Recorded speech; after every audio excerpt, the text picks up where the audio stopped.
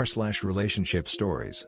My 14M mom 50F, kicked out my sister 23 over Netflix. Dad, 45 male, mom, 50 female, sister, Lily, fake name of course, Dylan, 50, sister's biological father. We are half-sisters. I'll try to keep this as short as possible as it's late for context.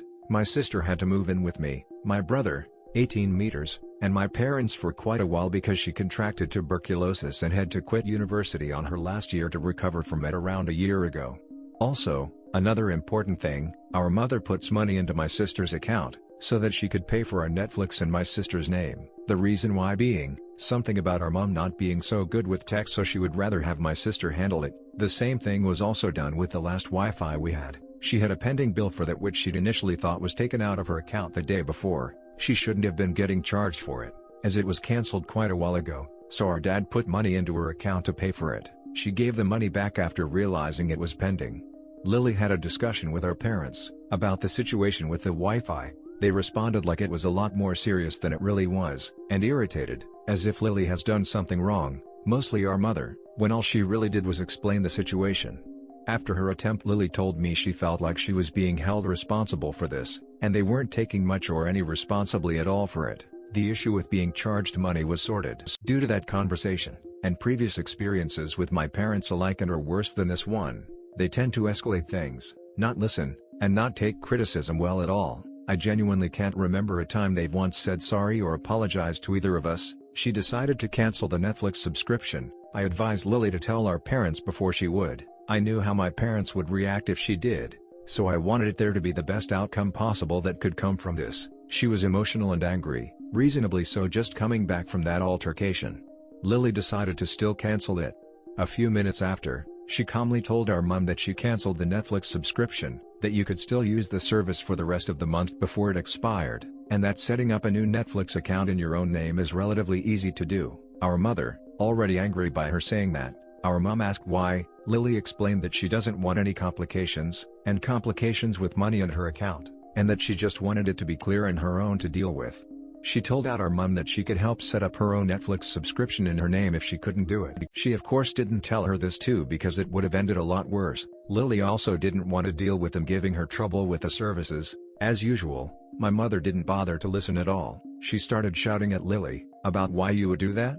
That she puts money into her account, and that it was her idea to get Netflix, which she was initially paying for, and that she didn't even know what it was until she brought it up to her, that it's a service that her and everyone in the house uses, so it affects everyone, that she has no respect, that she's the one that pays for her room, she pays the mortgage for the house, not for that room specifically, cooks our food. About the Wi-Fi situation from earlier, Lily hadn't mentioned it once in this altercation, blowing up and escalating this much more than they should have been, in what I assume was defending herself. Lily tried to explain her reasoning calmly, but she was interrupted constantly by her mother shouting over her, repeating the same things. Your mother sounds insane and your father spineless. Kicking out an 8-year-old for kid behavior and your older sister for being reasonable and trying to not have an argument in front of younger kids, is not normal, to put it very lightly. My advice, keep your head down, don't try to argue with crazy and don't get involved in the argument. There is unfortunately no way to win this. Your sister is 23 and can handle herself. When you get the age where you're able to move out, try to do so. Learn good habits now. If you can create a safe space and time to do homework every day.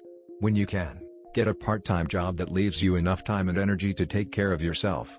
Save your money, plan to move out as soon as you can. Limit the amount of time you spend with your mom and don't let her provoke you into fighting, talking back, etc. Get involved with friends, groups, sports. Basically try to be around sane/healthy people, where you feel good. When you are stuck with your mom and she behaves like this, you almost have to allow your mother to be an unreasonable bully. Make it obvious that you defer to her, even when she is wrong, until you can move out. When she is wrong, don't tell her when her temper is up. Wait until she calms down and try to talk about things in a way that won't set her off. Do talk to the rest of your family, school counselor, etc. I'm sorry. You are living in an abusive home. It's much more common than people talk about. Also, it is in your own best interest to distance yourself from abusive parents. Your mother is an abuser. Kicking a 7 to 8-year-old out of the house for a week is abuse. Refusing to listen, immediately escalating to verbal abuse, refusing to accept any criticism or admit fault, and refusing to ever apologize are all massive red flags for toxic, narcissistic, abusive behavior. I spent the whole time reading your post nodding my head and thinking, yup, I know where this is going, because I had the exact same experience with my emotionally stunted, abusive, narcissist father. They cannot ever be wrong, and if the situation ever reaches a point where they cannot possibly deny that they were wrong, they just edit history to make themselves right. My advice, when your sister moves out, try to go with her. She is an adult and a blood relative, so in most places she's a perfect candidate to be a legal guardian. If you stay in that toxic home, it will damage you. Please don't be like me, in your 40s and still unraveling the psychological damage done by an abusive parent. Run like hell and don't look back. Now for the next story. My GF23F said she doesn't want to settle for me, 24 meters. She told me she doesn't want to settle for me and that she loves me but isn't in love with me. I have done everything to support her and try to be the best BF to her. We have been together for 5 years now and she wants to end it. She cheated a year ago with her friend but we decided to stay together and work it out. Huge mistake on my part. Instead of her apologizing, she asked so I can only see him in public settings? Then she began to say I needed therapy and that is why she cheated. We also live together and I pay all the bills. There has only been 2 to 3 months where I needed her to help out with bills. She has major depression and a personality disorder. I was there when she was at her lowest and even sacrificed my own mental to better her. Another mistake on my part. She says she gonna live with her sister and sleep in her office while I try to find a new place as our lease is over in a few months. It's really a slap in the face that she'd rather live in an office the size of a bathroom than be here with me. Everything we've been through and it's all a waste. She tells me I should stay in the city and we can still be friends. I plan on moving across the state and have no intentions of being friends with her. Hopefully my life will start to improve and I can progress in life now. TLDR, girlfriend thinks she's settling and wants to still be friends. I'll be blunt, she sounds awful. Dump her. You deserve better. 1. She cheated on you. 2. She didn't even apologize for cheating on you. 3. She had the nerve to try and manipulate you into feeling like the bad guy for saying she can't cheat on you. 4. She blamed you for her cheating. 5. You pay all the bills. 6. She already said she just wants to be friends. This really sucks. She sounds awful. This isn't salvageable. She already cheated, and will do it again even if she decides to settle for you. Also, she verbatim said she was settling for you. That right there says you gotta end it. This relationship is toast. She wants out and already left. You deserve better. Cut this toxic person out so you can move on to someone who doesn't treat you like shit. You're playing defense when you should be thinking offense. The question is, why have you settled for someone who is lazy, doesn't pay her fair share of expenses, a cheater, and has mental health issues? Also, why when she is giving you an easy way out you're not jumping for joy, and telling her, "That sucks sweetie," while you're jumping for joy inside? She may have a point about you seeking therapy though, but it should be why you out yo with someone like her.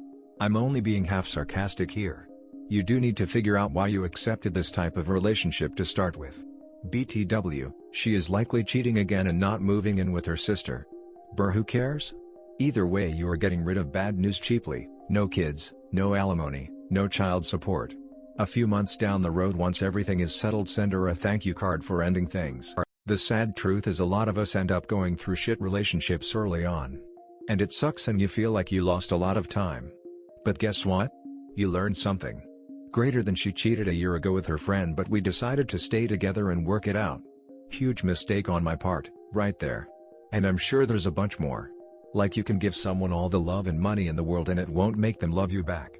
I'm a big fan of being friends with your ex, but I agree you should let this one go. She doesn't sound nice or even fun to hang out with. Move away. Screw what she wants you to do. Don't wear pants in your house all week. Buy yourself something nice once you downsize. Now for the next story. My F/27 friend, M/27, whom I have unreciprocated feelings for, tells me I'm punishing him for rejecting me. My friend and I met a couple years ago. We were actually housemates at the time but we didn't know each other when we moved in. Over the next few months we became pretty good friends, we had similar hobbies and interests, and we were in the same line of work. When lockdown happened, we really only had each other. We were both foreigners that moved to this country so we didn't have family to move back to. We ended up spending a lot of time together, and after a while we just started cuddling, which turned into staying the night in each other's beds, which turned into sex. Now I had absolutely no intention of starting a relationship with him when we first became friends. In fact, he's really not my type, So I surprised myself even that I started developing feelings for him. I wondered if it was just because we were spending so much time together. When lockdown ended, I finally ended up admitting my feelings for him, and he turned me down. He said he wants to remain good friends with me and not lose our friendship. Also, he thought once I actually put myself out there into the dating scene, I'll get over him. And so I tried dating, but I just couldn't get into any of my dates because all I was thinking about was him. It got a lot more difficult to hang out with him, because deep down I wanted more, but it was also difficult to get some space because we lived together. He also still wanted to have sex sometimes but not as much, and he would turn me down a lot more frequently, which also hurt, and the inconsistency about it was super confusing / addictive. I used to cook dinner for us both. We split ingredients costs between us, as well, but at some point I started wondering if I was doing this because we were friends, or because I just liked him. One evening I didn't want to cook dinner for us both and asked if we could cook separately from now on, and he said he didn't understand why I was acting like this, that this is what friends do for each other. And it's true, although not much with the cooking, he would help out a lot with the cleaning and would gift me a lot of things. The thing is, I did want to hang out, and cook for him, and sleep with him.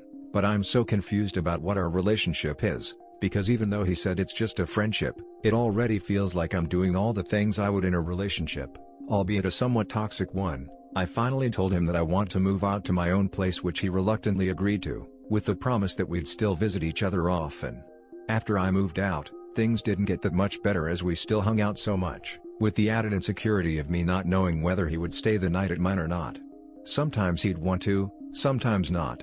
I found myself being extra lonely at night, longing for him to stay at mine every time. Finally, a few nights ago, he was over at mine and I had cooked him dinner and we were working on a mutual hobby together. By 9 p.m., I mentioned that it was getting late and maybe he should leave soon, but he kept making excuses to stay longer and longer.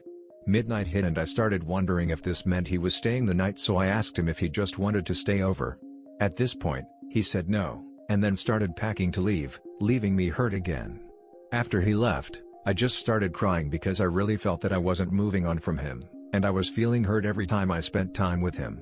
I messaged him the next day telling him how I felt, that I was unhappy and needed some space. He told me that he felt like I was forcing him to be in a relationship with me, or sleep with me, or be affectionate with me. That he felt like I didn't want to try and remain friends without it being more, and that our friendships meant nothing to me unless we were having sex. That he actually wanted to stop having sex with me now because he was so uncomfortable about my feelings towards him, but he also didn't want to hurt me and wouldn't know how to say no to me. I told him that I don't want to force him into a relationship. I actually don't want a relationship with him because I know it won't work. As someone else said, this was never a friendship. You went straight from meeting each other to cuddling, then on to sex, and doing couples things like cooking for him. This was never platonic on any level. At the very least it was FWB. But not really, because you guys were spending large amounts of time together. This was a relationship that just didn't get acknowledged as a relationship. You can be friends with an ex, but just like any other breakup, there has to be distance first. You need time to get over your feelings, and as you've seen, that's impossible with him in your face every day. I don't think there will be a real friendship to go back to after you get over him, because quite a bit of your relationship has been doing couples things that obviously can't continue after you get over him. Take as much time as you need, and if he truly is a friend, he'd understand that, and willingly give you the space to heal. I don't think he sounds like a very good friend. A true friend wouldn't have had sex with you and expected you to cook for him like that. He seems to want to create scenarios where he can reject you, probably because he gets off on the power he has over you. Why did he stay so long at your place like that otherwise? Not because he really wants to stay, but because he wants you to offer so he can say no. He doesn't seem to want you to get over him. If he did, he would gladly given you the space you needed to set your feelings straight. He would have encouraged you, not shamed you for setting boundaries. Sure, it can be very difficult to discover a friend has romantic feelings for you when you do not. It can be, but not for him. He seems to enjoy it. To tell you the truth, I think this friendship is over. Friendship goes both ways, and Jeff's not acting as a friend. You need space to get over him, and you need strict boundaries to prevent him from treating you like a doormat. Do you think that once you have moved past these feelings, that you will see him the same way? Whether you want him to stay a friend or not, stay firm with your boundaries and go no contact for a while. It will be painful, but less painful than staying with him, continuing to be rejected, played with and hurt again and again. When you feel that you are over him, you can become friends again, if that's what you really want. But you have to be sure he's not going to continue acting like an entitled piece of And maybe an apology from him would be in order. This was perhaps not a very delicate and gentle advice, I'm sorry I couldn't put it in a better way, but the truth is sometimes very ugly. People that are otherwise great, can sometimes be selfish and cruel just because they have the opportunity. I know this because I have done so myself, as well as being subjected to it. I think you know what you need to do, and you already did really well by moving out and starting to set boundaries with him. That's really, really good. Keep it up, you deserve friends and lovers who treasures and cares about you. He's taking advantage of you because you like him. He's sleeping with you, eating the food you cook for him, and having you act as his girlfriend without any of the commitment. This isn't on accident and it's a horrible thing to do to someone. Friends don't sleep with each other. You both need to stop being friends, and you need to take time and distance yourself from this person. It's not going to work out. Even he's telling you that.